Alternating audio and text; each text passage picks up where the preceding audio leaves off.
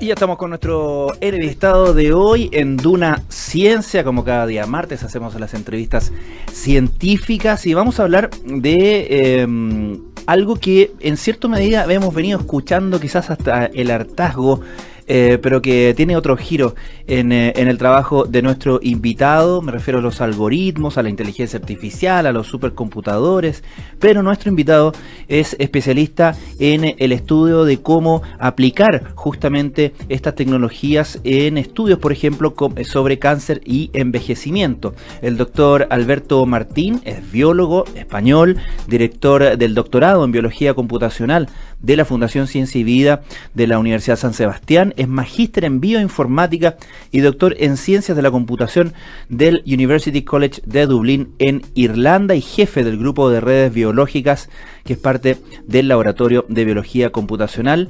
No te decimos doctor, te decimos Alberto. Yo soy Alberto, ya lo otro es solo trabajo. Ya, yo siempre digo que es un trozo de cartón, así. Bueno, Alberto, muchas gracias por estar acá con nosotros. Muchas gracias, Alberto, bienvenido. No, gracias por la invitación. Ya. Partamos por definir, me interesa trazar un poco tu propio camino entre la biología y la computación, ¿no? ¿Qué vino primero y cómo fuiste encontrando como tu lugar entre ambas, o maridando, si se quiere, ambas disciplinas, si se quiere? Es bien fácil, es bien largo, pero es bien fácil. Ya. Yo soy hijo de un profesor de enseñanza media que enseñaba ciencias. ¿Vale? En mi casa se respiraba lo que tiene que ver ya con las plantas, los animales, la ciencia así en general, en su sentido más básico. Pero a mí me dijeron, tú tienes que estudiar, ya, estudia lo que quieras, pero estudia. Y yo dije, yo quiero saber de los peces porque me gusta pescarlos. Y dije, donde aprendo eso es en biología, ¿vale? Con el tiempo me di cuenta de que en biología no se aprendía nada de los peces, ¿ya? Pero sí me enseñaron cómo funcionan los seres vivos por dentro, ¿vale? Cuando acabé la carrera, resulta que ya era muy lento, era muy aburrido. Yo me pasé ya muchos meses trabajando en un laboratorio de biología, ya de ecología acuática, ya con trocitos de peces con aletas, ¿vale? Era súper aburrido, no se avanzaba en nada, ¿ya? De ahí descubrí la bioinformática, me encontré un magíster, una cosa que era completamente nueva para mí. En bioinformática empecé a investigar ya y resulta que con los computadores ese trabajo ya yo me pasé 6 meses haciendo ya 100 PCRs idénticas a la semana en aquellos tiempos. Resulta que había bases de datos que con un poquito de conocimiento sobre el computador se podían usar para hacer lo mismo o mucho más con menos esfuerzo ya de la persona que está detrás del computador. De ahí descubrí que era el machine learning, el aprendizaje automático, ya el uso de grandes computadores. Y para mí fue todo ya si quiero saber de los seres vivos, que al fin y al cabo es lo que a mí me interesa, ya, los laboratorios tradicionales son lentos, ya son peligrosos, todo tiene etiquetitas, ya de esto mata, esto hace daño, ya, y además se me da mal, ¿vale? Entonces resulta que lo que sé hacer es usar todas esas nuevas tecnologías ya para generar conocimiento, lo que siempre me dediqué, que era la biología más sencilla, ¿vale? Parece un paso natural, aunque pueda sonar contradictorio a la vez. Y se menciona respecto a los algoritmos y a los supercomputadores que serían colaboradores de estudios, por ejemplo, del cáncer y el envejecimiento. Me interesa la palabra colaboración, porque con toda la locura, por así decirlo, de la inteligencia artificial, de los supercomputadores y de hasta qué punto van a interferir en nuestras vidas de manera positiva o negativa, ¿cómo funciona una colaboración entre dos entes? Es decir, un investigador, en el caso tú, y un computador. Mira, ya, la colaboración es más entre gente que hace experimentos y nosotros que sabemos usar el computador, ¿vale? Ya, no con el computador mismo. O sea, en realidad yo siempre digo que los computadores son máquinas tontas, vagas, que no hacen nada si uno no les pide que lo hagan, y ahí hay que saber cómo decírselo, ¿vale? Entonces, ya eso hay que aprender a hacerlo, ya ahí es relativamente fácil. Lo que es más difícil es llegar a un punto medio con una persona que tiene un background completamente distinto al de uno, ¿vale?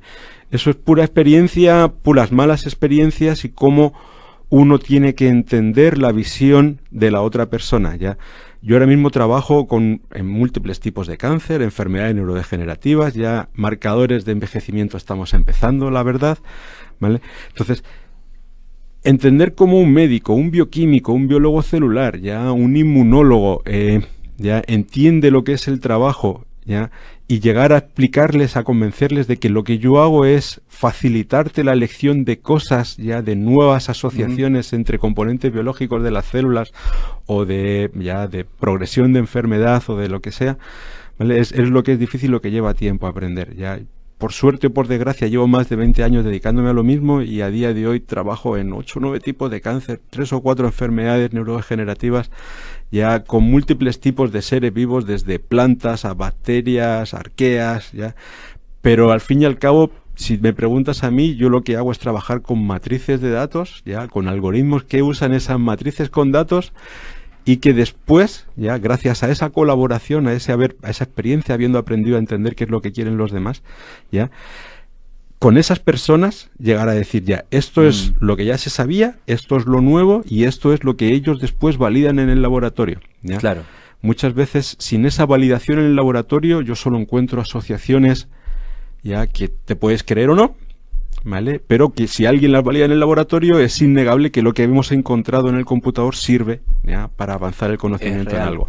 Ahora, ¿podría entonces uno esperar que en la manera en que, o la medida en que estas herramientas tengan grandes saltos en términos de eficiencia, de capacidad de computación, por ejemplo?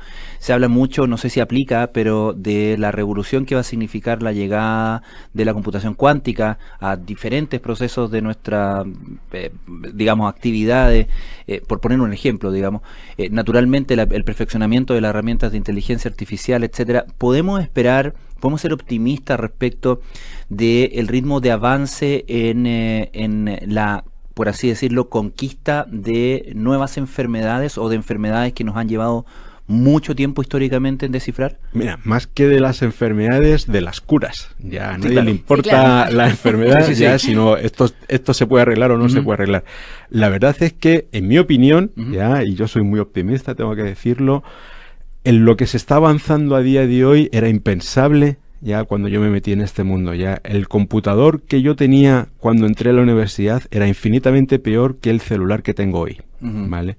Entonces, a ese nivel, los computadores que yo usaba durante la carrera o durante el doctorado eran peores que el notebook que llevo a todas partes hoy, ¿vale? Los supercomputadores que tenemos aquí en Chile ya o cualquiera que haya por ahí eran impensables ya hace 15, 20 años, ¿vale? Entonces, cualquier pequeño avance en el mundo del computador, ¿ya?, yo lo traduzco a un avance increíble, no solo en eso, sino en la pura ciencia básica, entender cómo son los seres vivos en sí mismos, por el puro hecho de entenderlos, ¿ya?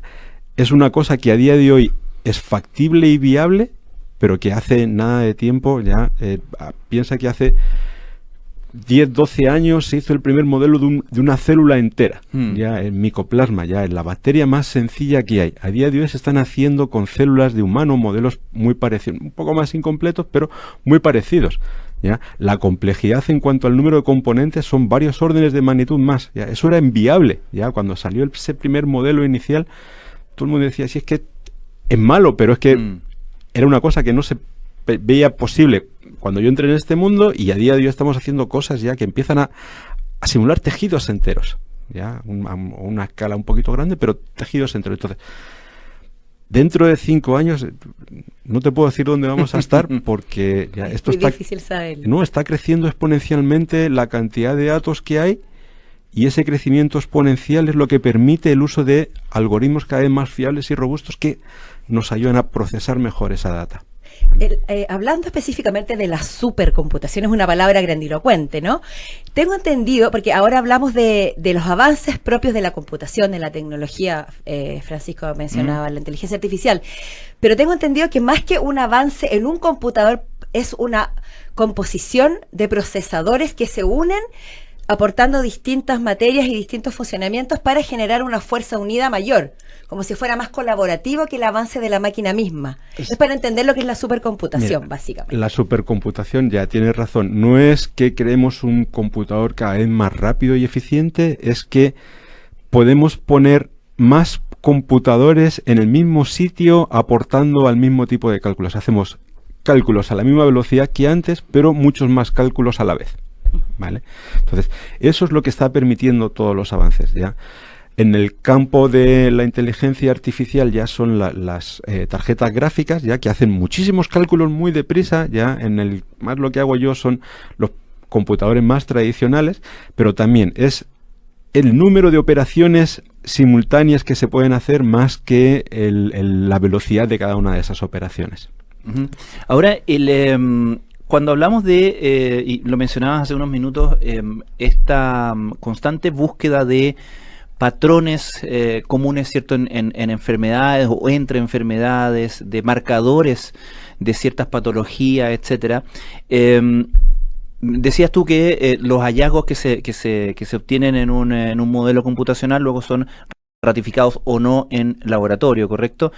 ¿Recuerdas alguno particularmente que te haya sorprendido, que te haya parecido de esas cosas que uno mira y dice, no, tiene que haber algo malo acá y luego se ratifique en laboratorio? Mira, la primera vez que alguien validó algo que yo dije que me había salido en el computador, ya era la vez que menos avanzado tenía yo toda la línea de trabajo que tengo ahora, ¿vale? Entonces yo siempre lo pongo de ejemplo. Es increíble cómo ya un modelo computacional súper sencillo de una cosa ya era un puro filtrado de una base de datos súper, ya que lo puedo hacer casi con un lápiz y una hoja de papel. ¿En qué materia era, perdón? ¿En qué? Era en malformación del tubo neural en embriones que no responden a vitamina D. ¿Ya? Perfecto.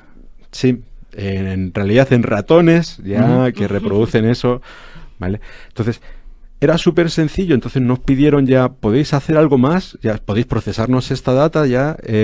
Sí, pero oye, mira, también podemos hacer esto otro. Entonces, con un modelo en forma de una red, ya dijimos, ya hay un factor de transcripción, un regulador de la expresión de otros genes que es clave, ya, o que parece que está controlando ya la expresión de esos genes que ya ha salido, ya, y parece que son lo que cambia entre la enfermedad y lo sano.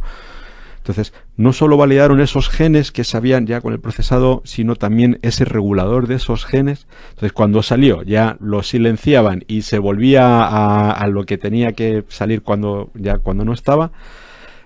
Para mí fue increíble. Ya. Eso a nivel personal, ya en mi experiencia, es lo mejor que me ha pasado, ya que de repente algo que yo digo de verdad sirve ya para que alguien dirija un experimento y valide las cosas. Ya. Desde entonces yo digo que no sé si ha sido pura suerte o casualidades. Cada vez que han validado algo que hemos sugerido nosotros en el computador, ha funcionado, ¿vale? A lo mejor no a la primera, pero sí a la segunda. Ha acabado funcionando, ¿sí? Entonces, por eso esa primera vez. Ya, ahora te estoy hablando de mi experiencia. Veces que cosas que eran impensables, cada día hay ciencia nueva demostrando que cosas que ayer eran que no, a día de hoy es que sí, ¿vale? Sí. Dale, Paula. No, quería recordarles que estamos conversando con el doctor Alberto Mártir, biólogo español y director del doctorado en Biología Computacional de la Fundación Ciencia y Vida de la Universidad San Sebastián. Sí, en esa misma línea, claro, es importante el punto porque, por un lado, podemos hablar de, gracias a estas tecnologías, gracias a no solamente a tenerlas, sino que a saber manejarlas, ¿cierto? Y a saber desarrollarlas, podemos avanzar más rápido. Pero también es interesante el darse cuenta de que no es solamente avanzar más rápido, es ver caminos que de otra manera no hubiéramos visto, ¿no? Mira, los algoritmos, yo siempre digo que en la ciencia hasta el año 2000 eran relaciones lineales, ya una correlación simple entre las cosas. Entonces toda esa ciencia de asociaciones fáciles de detectar ya se ha hecho. Ya el uso de estos algoritmos que requieren y se alimentan de muchos datos identifican asociaciones no lineales, no obvias, ya que no se podrían encontrar de otra manera. Entonces, esa es la ventaja. Ahora, gracias a todos estos datos que hay, se pueden encontrar ya cosas que antes no se podían ni ver ni pensar que se podían hacer, ¿vale? Y en el caso de esta dimensión de supercomputación y de algoritmos, etcétera, y de estos análisis, ¿el dicho lento pero seguro se aplica más en este caso o se aplica más que la velocidad fuera lo más relevante? ¿O hay una combinación de ambos? Hay una combinación, vale. Ya, el desarrollo, ya el código que uno escribe para usar el supercomputador, ya lento pero seguro. Ya el supercomputador donde ejecutas el código, ya ese que vaya lo más rápido que se pueda. ¿Sí? O sea, tiene que ser ahí un equilibrio. Hay un equilibrio, sí. Ya la parte del desarrollo es la única importante a día de hoy, ¿vale? Es donde interviene el humano, ya cada vez el papel del humano es más fácil y llevadero, ¿sí? ya todo ese desarrollo, el contarle al computador qué es lo que tiene que hacer y cómo tiene que hacerlo, ya es donde uno tiene que estar seguro y hacer las cosas bien. El computador, como dije antes, es una máquina tonta que solo hace lo que uno le dice que haga. Y reacciona también, claro, y si reacciona de una forma... Entonces, si el computador hace mal las cosas es porque uno se ha equivocado ya en ese desarrollo inicial, que es la única parte importante de verdad. Ahora mencionabas el desafío de comunicación, ¿no? Incluso en el laboratorio, desde tu especialidad a otras especialidades, ¿no? Encontrar ese terreno común para poder justamente expresarse. Y al respecto quería preguntarte, porque dado que tú además eres director del doctorado de Biología Computacional, ¿cómo observas en ese sentido los desafíos que hay y nuestra capacidad para responder a ello en términos de capital humano? Porque da la impresión, corrígeme si me equivoco, que se requieren nuevos tipos de científicos para integrar estos conocimientos, ¿o y no? también quizás con nuevos tipos de habilidades. Mira, el desafío está en convencer a la gente que no solo con el conocimiento en un área es suficiente a día de hoy. Ya. ¿Vale? Cuando yo acabé la carrera era impensable que se pudiera hacer algo de biología con el computador, pero después aprendiendo ya la bioinformática, el área general, bioinformática, biología computacional son lo mismo o distinto dependiendo a quién preguntes, ¿vale? Eso se lleva haciendo desde principios de los 90. ¿Vale? Entonces yo acabé la carrera en el 2003, ya era una rama de la ciencia que tenía ya más de 10 años de historia. A día de hoy ya los mismos años que tiene la inteligencia artificial como rama de la ciencia, ¿vale? Entonces, se están haciendo esos cambios, integrando múltiples áreas en múltiples carreras, no va tan despacio como fuera necesario, ya, o como yo considero que fuera necesario, sobre todo para poder alimentar esa multidisciplinaridad que es clave a día de hoy, no solo en la biología computacional, sino en cada vez más cosas. Claro, en todas partes, ¿no? Bueno, doctor Alberto Martín, agradecemos muchísimo tu presencia, muchas gracias por la iluminación en este tema tan interesante. Nos despedimos y nos despedimos también del programa, Francisco Aravena. Así es, cerramos hasta acá el aire fresco de hoy. No se ponga nerviosa sobre todo, porque Polo Ramírez va a volver mañana ya. Esto no es definitivo. A tomar su lugar en el aire fresco. Paula Frederick, un gusto como siempre compartir el programa contigo.